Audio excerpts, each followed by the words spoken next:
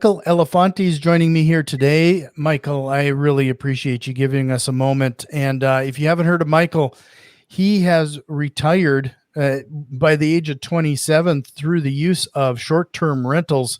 And we're going to dive into that, but the numbers are pretty crazy. I mean, you have 6 short-term rentals producing $80,000 a month.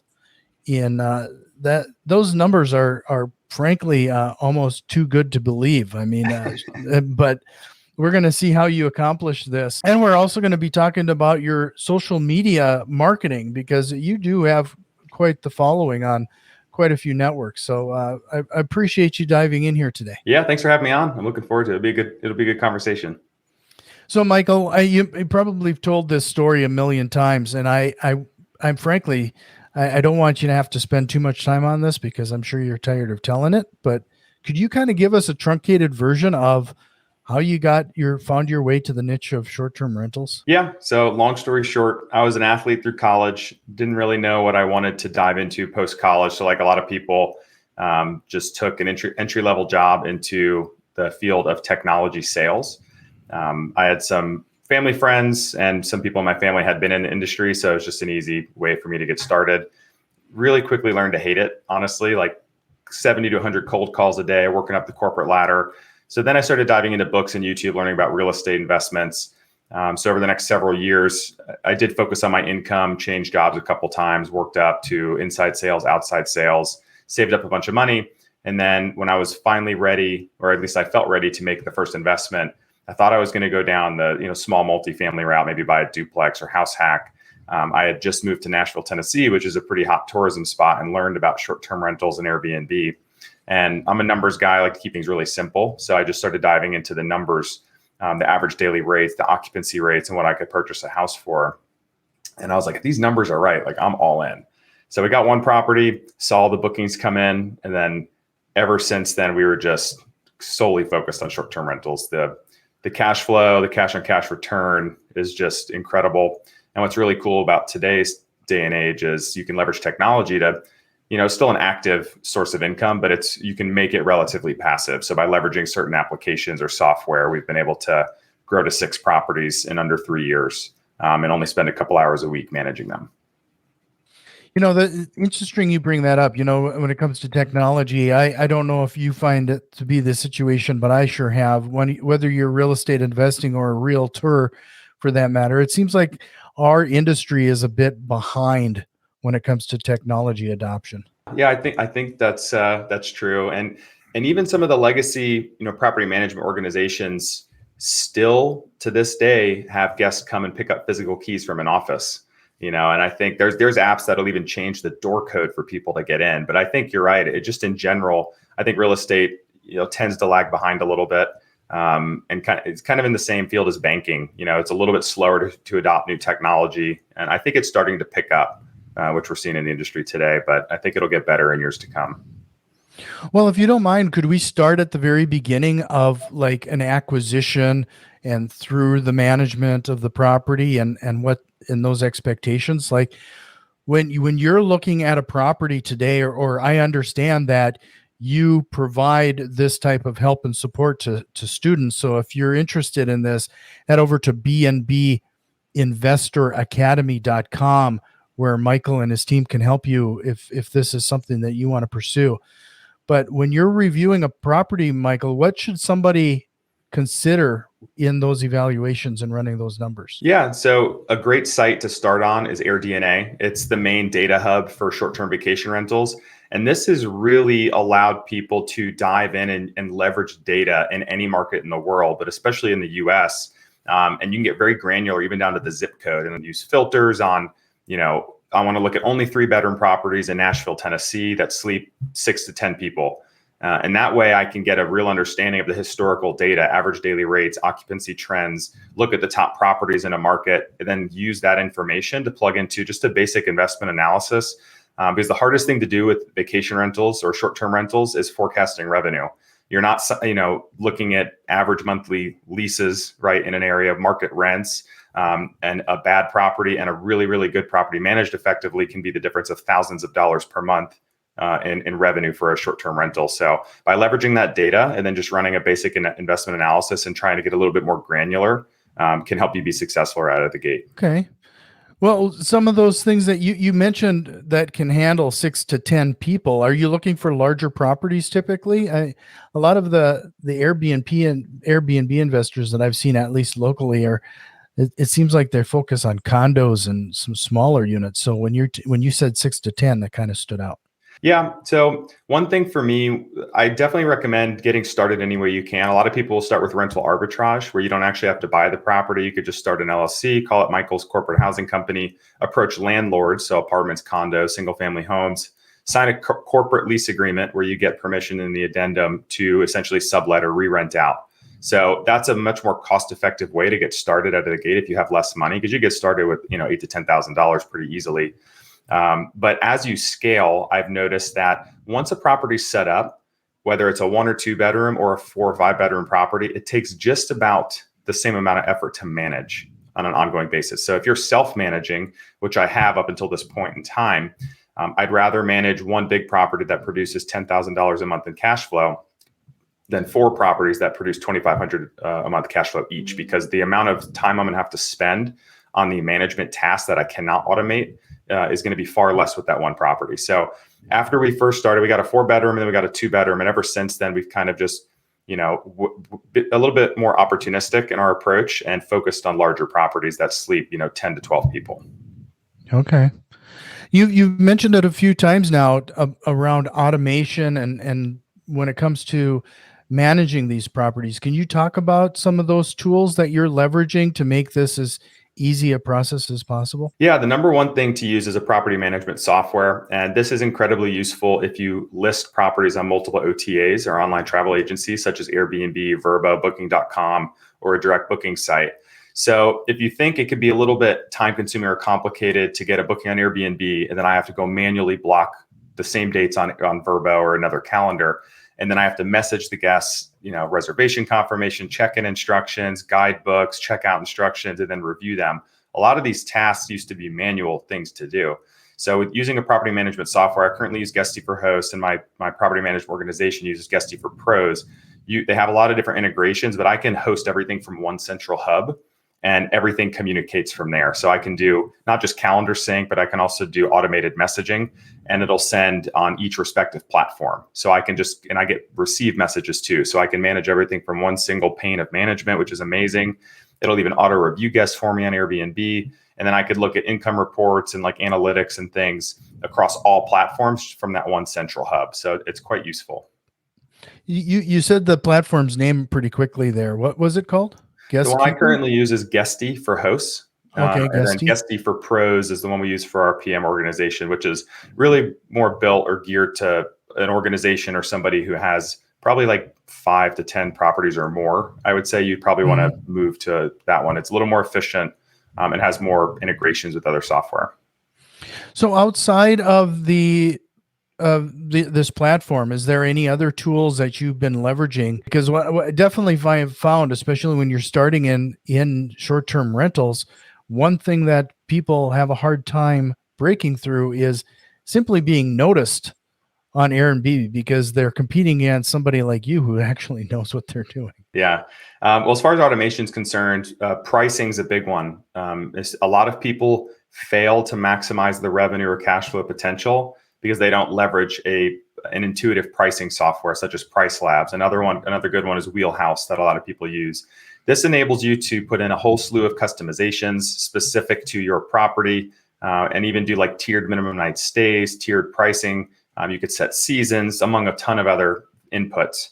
And then it will actually pull data similarly to AirDNA, but Price Labs is looking more at future, like forward-thinking data and looking at booking trends. And they'll actually pull a competitive calendar for you for several properties nearby, usually 10 to 20. And then you can leverage that data and your customizations, and it will actually dynamically change your pricing for you daily. So that's really helpful. So not only is that going to help you capture, a higher daily rate for maybe there's a weekend where there's a concert and you're not local to the town, you just don't know that people are willing to spend more. You're probably leaving money on the table if you're not using a software that'll automatically jump your pricing up a little bit. Similarly, if you're not getting midweek bookings, you probably need to lower prices midweek so you can leverage that data and make those adjustments going forward. And that integrates with property management software such as Guesty, and then it'll push to all your platforms from there. So once you have it set, it's kind of a living and breathing organism, your pricing is. But people who are not leveraging that are certainly leaving money on the table, in my opinion. And then the flip side is the more you change your listing and change your pricing, it's going to help rank higher on sites like Airbnb search results, which ultimately are going to get you more clicks. And if your pricing's right, people are going to convert better, right? Among other things, you want to make sure you have a property that just jumps off the page. I kind of view Airbnb and other sites like Vrbo as no different than social media, right? You have like 2 or 3 seconds to capture someone's attention. You have thousands of properties in a market. If I don't get your click, that first impression, and then I don't even have an at bat to get you to convert.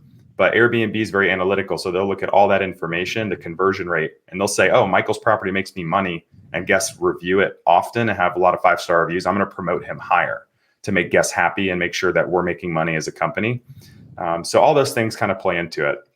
Those are the 2 biggest software tools to help automate. And then the last one I'll mention is Turnover B&B or resort cleaning. Those are the 2 cleaning company softwares where it can integrate with your calendar. So they get notified when you get reservations or cancellations, and they know when to show up and clean.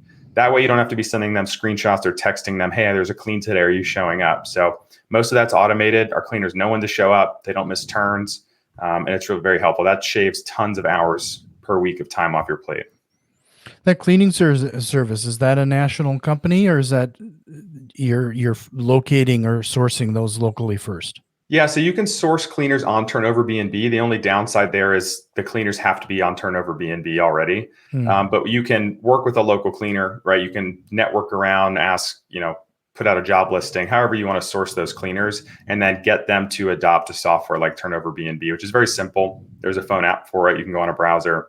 Resort cleaning, I think, is just browser based, but they're really great because they integrate with all the different short-term rental tools so they can get notified when there's a reservation. Because the last thing you want, right, is to be sending screenshots, and then worst case scenario is if they miss a clean and don't show up, maybe they weren't notified of a last minute booking. So that way, it takes time off your plate, saves them time too. And if they want, they can actually invoice you directly through those tools as well. So it can help them automate their cleaning business. So you're talking about a lot of integration there. We're talking about Guesty and this cleaning service and a few other things. As real estate investors, we're always looking at properties that are providing return on investment. And I actually think there's a second aspect of this that we kind of miss, and it's that return on time. So make the case as to why somebody should spend the time setting all this up in order to make the best of it. It seems obvious on its face, but frankly, really, we just get stuck in our ways and we just don't bother taking that necessary step. Yeah, I mean, it can be overwhelming. Change is hard for anyone. I've even had cleaners that were so reluctant to change, but now that we've switched finally, and they see that it's not too difficult once they're set up, we can learn and adapt as people pretty quickly, faster than we think. But my I guess advice is when you first start, I didn't set up a lot of these tools when I first started. It took me probably 8 months to finally be like, okay, I need to look at these tools. And they're pretty cheap too, maybe 20 or 30 bucks a month for most of these tools per property. But the amount of time you will save is hours per week for the exchange of just putting in maybe a few hours to set up all the automated messaging templates and stuff like that.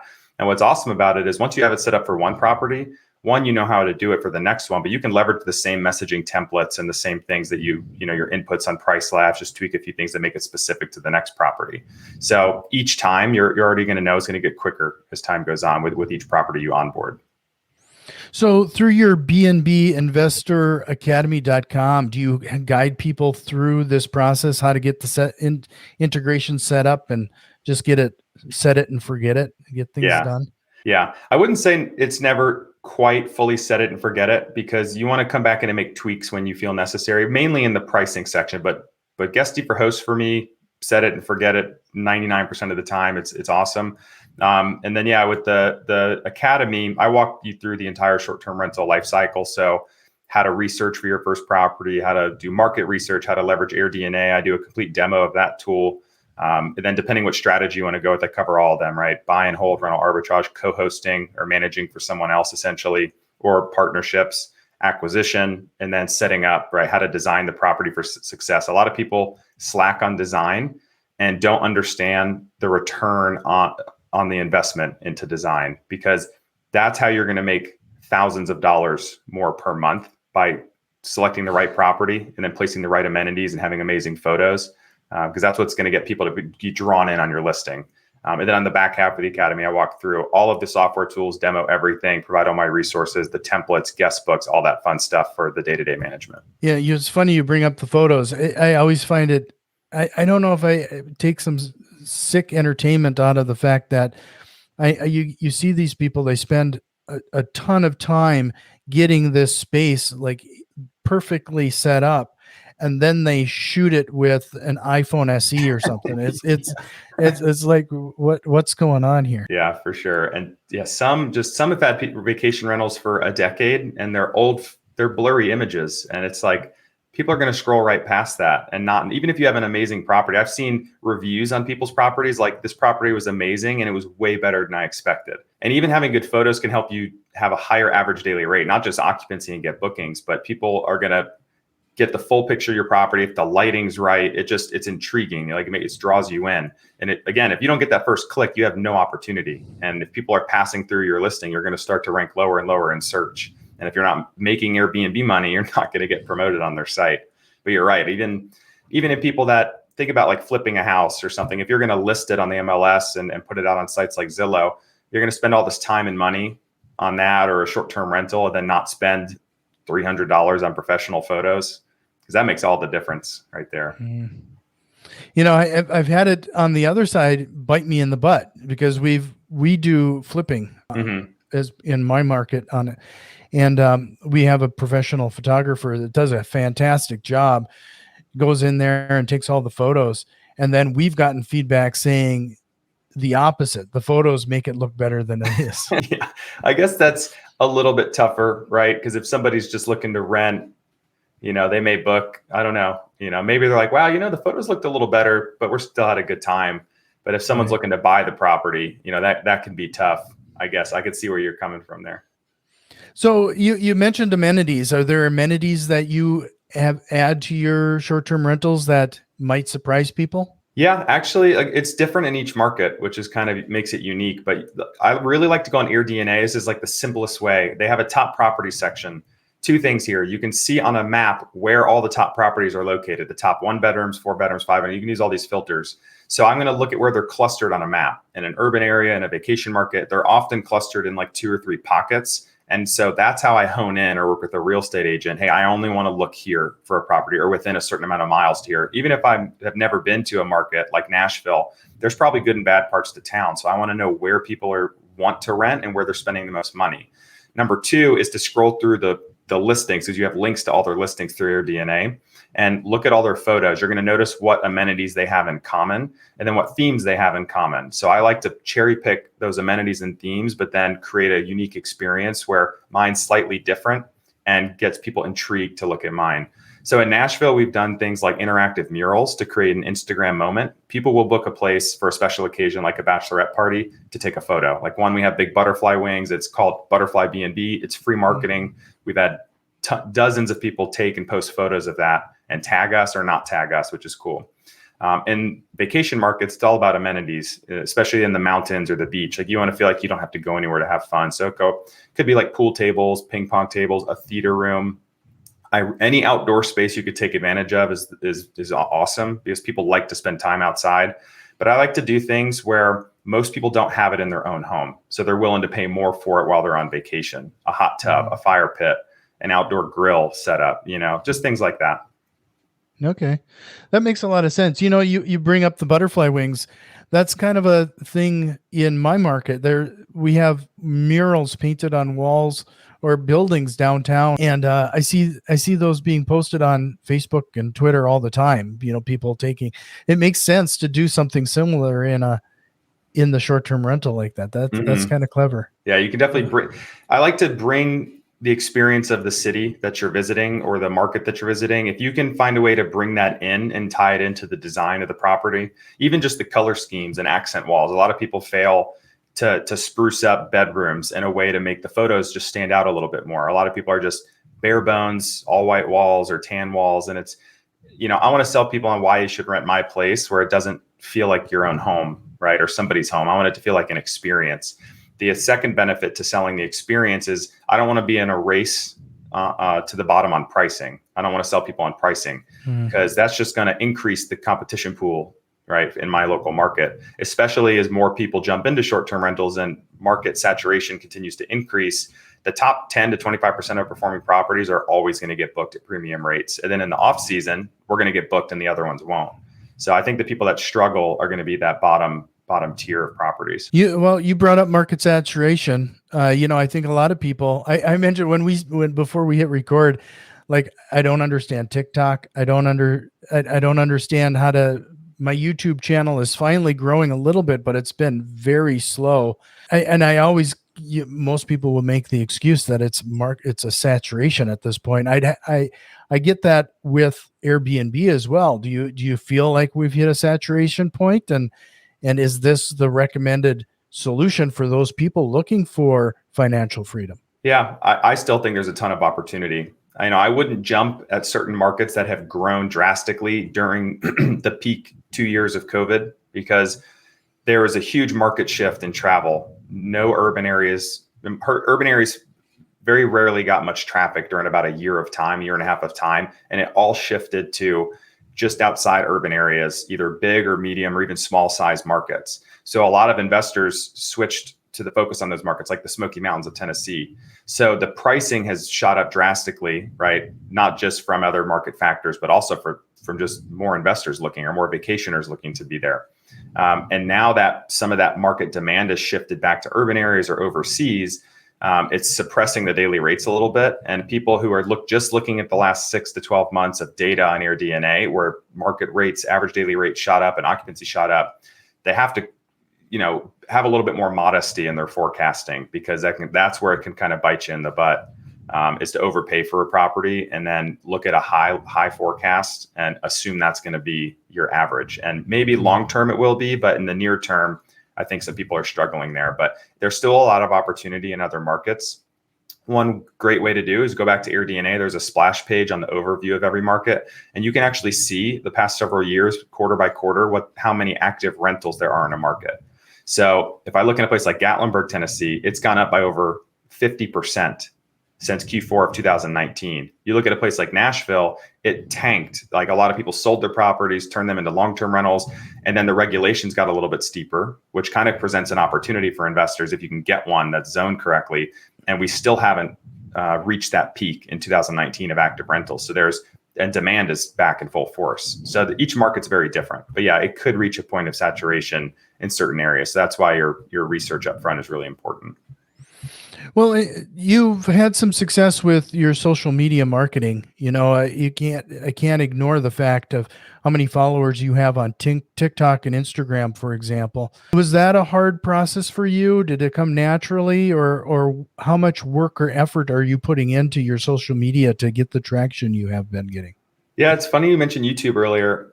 I learned so much from YouTube over the past decade that's where I just wanted to regurgitate what I was learning early on and then help teach others. And it was very hard to get traction there, very difficult. So what I did is I was in a real estate group with a mastermind, if you will. And we had a competition, or a friendly competition or accountability group.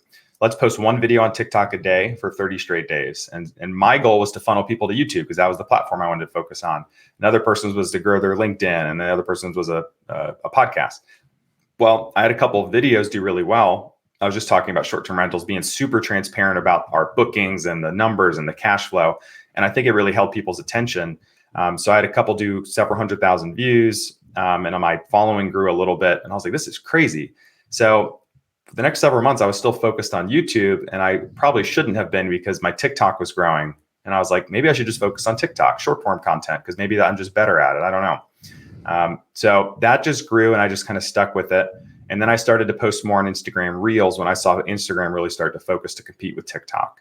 And it wasn't until recently that I started to get a bigger following on Instagram. There was one video and I got over 100,000 new followers in a week, which is insane to think about. I've been posting the same content for a year and a half there. And TikTok, I have almost 900,000 followers. And I want to say 600,000 of those followers or more probably came in spurts of 100 to 150,000 new followers just because of a single video on several different occasions. So any advice for people who are looking to start? It could be really discouraging if you post and you get no views and you're like, there's a lot of value here. But for whatever reason, maybe people weren't hooked and the algorithm didn't take and run with it. TikTok's hard and good at the same time, because each video you post, TikTok treats it on the For You page as a green video like no one's ever seen it before. And they'll place it in front of like a pool of 10 people. And if they like it and they watch it and they share it, they're going to post it to a pool of 100 people, right? And then 1,000 and then 10,000. That's why I can like just go nuts after a couple of days. Instagram Reels is similar, but yeah, it's been kind of a wild ride. I never thought I'd be a content creator per se, but it's been amazing. And I've all sorts of different businesses that bubbled up from it. So it's been awesome. Well, you've been working so hard on that return on time when it comes to your real estate investing. What type of automation or tools are you using, or maybe you even outsource some of this work for your marketing? Yeah. So initially I was just doing everything. A lot of the people I follow, like the big YouTubers, they would edit their own videos. So I'm like, I'm just going to grind it out. And I wasn't making any money from social media for the first year and a half. So I wasn't willing to pay yet. And I probably should have been willing to pay to have better editing and invest in a better camera and lighting and audio, because that all makes a really big difference on the quality and how long you retain viewers' attention. But now I outsource all my editing for short form content and long form as well for YouTube. I'll get back into that soon. But that has been a huge thing for me, because the quality is so much better. It holds viewers' attention longer with good text overlay and just random B-roll footage that kind of fills the video. And it gives, really more importantly, gives me time and I feel less burnt out. Because when I was doing video recording and then I would sit there and edit it for an hour, if you're trying to pump out multiple videos a week or multiple videos a day, that's exhausting. So, I ended up outsourcing that, and I realized there was a return there, and I could focus on the content, I could focus on the course and all these other things I was trying to do. So I think moving forward, I'll continue to start to outsource things as long as I see the return. If it's near term, I think it's worth it. Did you find that provider through Fiverr, or did you find some recommendations from other YouTubers, or how did you source that? So I initially posted it on my Instagram. Somebody that happened to follow me had already built a nice following on TikTok, Instagram, and YouTube. So they were a little expensive for me at the time because I was just doing YouTube editing. And then I ended up stopped working with them, edited myself. And then I actually saw Blank Slate Media does a ton of TikTok ads. And I was like, you know what? I'll just give a big company a try. I interviewed an individual and then the big company. And I did a free week trial and put a few videos in there. And I gave some examples of people that I follow that I thought, hey, can you mimic the style? And they did a great job. And it was really quick turnaround time. So I've been using them ever since, and it's been great. Okay. Well, I appreciate the tips on that. It's one of those things that it can be such a time suck, because each platform kind of requires something else. For example, unless it's changed recently, YouTube Shorts requires it to be 60 seconds or less. I don't know where TikTok is. Is that at like three minutes or something now? Yeah, you could do 15 seconds, a minute, 3 minutes. And then I don't know if they rolled this out to everybody or just some of the creators like myself who have a bigger following. You could do 10-minute videos, which I haven't tried 10-minute yet. YouTube's only 60. It does make it tough though, because a lot of my videos where I go more in depth on explaining the breakdown of our cash flow, for example, which usually do really well, they're usually 3 minutes long. So on Instagram, they're 2-part videos because they're 90 seconds or the max there. And then YouTube, I don't even really post those half the time, because then I have to chop it up into 3. And most people don't come back to watch the part 2 and part 3. Right. That's what I've been finding, is that when if I wanted to actually do some decent content, it almost takes about 3 minutes. That seems to be the magic number. And I did do exactly that. I tried to do a series on how to talk to motivated sellers. Man, and then you got to refer to the past episode. Next thing you know, you've chewed up 60 seconds. I mean, it just doesn't give you enough time. Yeah, it's a tricky world, the whole game of social media. And the other thing is it changes pretty quickly too. Algorithms change and you don't really know why. And so, you just got to find a niche and stick with it. And then if you find a video that works, that was my biggest thing. I would notice a specific type of video or a specific way I broke down each second of the video, right? You have your hook, the info, and then the value at the end or whatever people are waiting to see.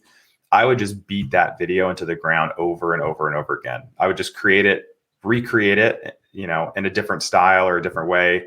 Some people are like, you say the same thing over and over again. Well, it just reached another million people. So, you got to find what works. And if you're trying to grow your following, you kind of have to replicate what works. And when that stops working, just kind of mess around and see what else gets traction. You're going to have a lot of bad videos that appear to have bad traction before you get that one that really hits. Right. Again, I want to remind everybody, bnbinvestoracademy.com for more information on how Michael and his team can maybe help you with this investing strategy. But Michael, I have a few rapid fire questions here if you're ready to try to tackle them. Sure. So everybody has seen it at this point, those real estate investing myths we've seen in late night infomercials. What is one real estate investing myth you'd like to bust here today? I think that Airbnbs are too saturated to start today and that they're too expensive to start today because there's multiple different strategies. You could start with less money, and like a lot of real estate, you could start with no money in some way, form, or fashion. But there's still tons of opportunity out there to do really well. And I think that's a myth or something that's commonly stated by a lot of people who are not in the short-term rental space. Okay. Rich Dad, Poor Dad and Think and Grow Rich are off the list. So what one book would you recommend everybody checking out, or what are you reading right now?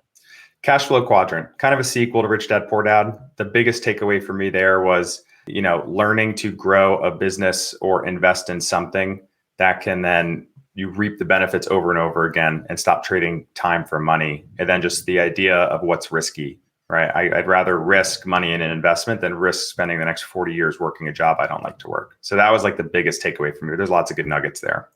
Right. What is the biggest business mistake you've made, and what did you learn from it? That's a great one. I think the biggest business mistake overall, it's more of an overarching theme, is not adopting certain technology or things that can help automate my business. So that's been the biggest thing. Like in short-term rentals, it was just easy tech that was right there at my fingertips that saved me hours and hours a week and helped me make more money. But I can apply that to any line of business or social media that you're in. So I would say that. Okay. If you could go back in time and give your younger self one piece of advice, what would that be? Don't wait to start. I've never met a real estate investor or somebody who's been successful in a business or social media who said, I wish I waited longer to start. It's usually the other way around. You always have some sort of perceived risk with it, right? And what if I fail? It doesn't matter. The faster you start, the faster you fail and find success. But the last thing I want to be is on my deathbed and have like a, regret of anything. So I'd rather at least give it a try. Sure. Well, I really appreciate this, Michael. Again, it is bnbinvestoracademy.com, but is there a question or concept that you wished we would have covered here today? No, I guess the one concept is, rental arbitrage or Airbnb arbitrage. A lot of people perceive short-term rentals, you're needing 20% down payment to start, then money to furnish, which can be expensive for a larger property. But a lot of people are not aware of strategies, which I teach a ton too, but where you can start with 5 to 10 grand, or even start with no money coasting. So that's why I love short-term rentals. And I encourage people to look into it because there are ways to start regardless of where you're at in your life or where you're at financially. So that would be a good concept. That's probably, another podcast, I'd say, to dive deep into that strategy. Yeah. We talk about creative financing all the time, but when it comes to short-term rentals, we frankly haven't spent a lot of time on that. Yeah. It's that would be an interesting conversation. I hope you'll be up for that. Maybe you'll come back very soon. Yeah, I would love to. So, well, thanks again, Michael, and we'll talk to you soon.